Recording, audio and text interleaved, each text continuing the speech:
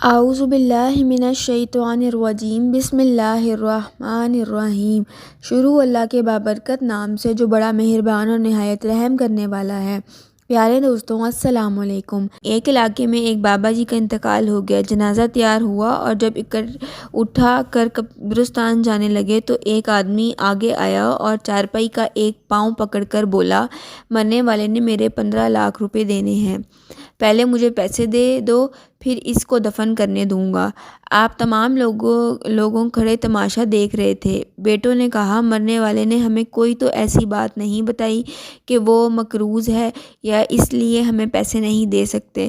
مرنے والے کے بھائیوں نے کہا، جب بیٹے ذمہ دار نہیں تو ہم کیوں دیں؟ اب سارے کھڑے ہیں اور اس نے چارپائی پکڑی ہوئی ہے۔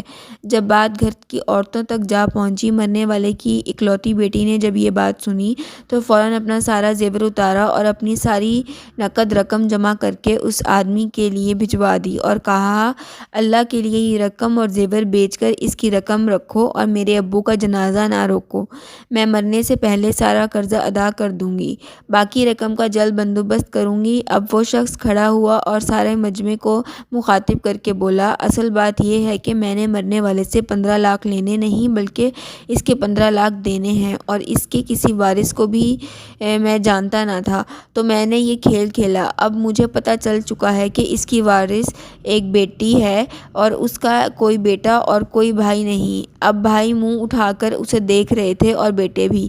محترم دوستوں، جن کی بیٹیاں ہیں بہت خوش نصیب ہیں، لہٰذا بیٹی کی پیدائش پر خوش ہونا چاہیے۔ بیٹیوں کی شریعت میں بہت فضیلت بیان کی گئی ہے۔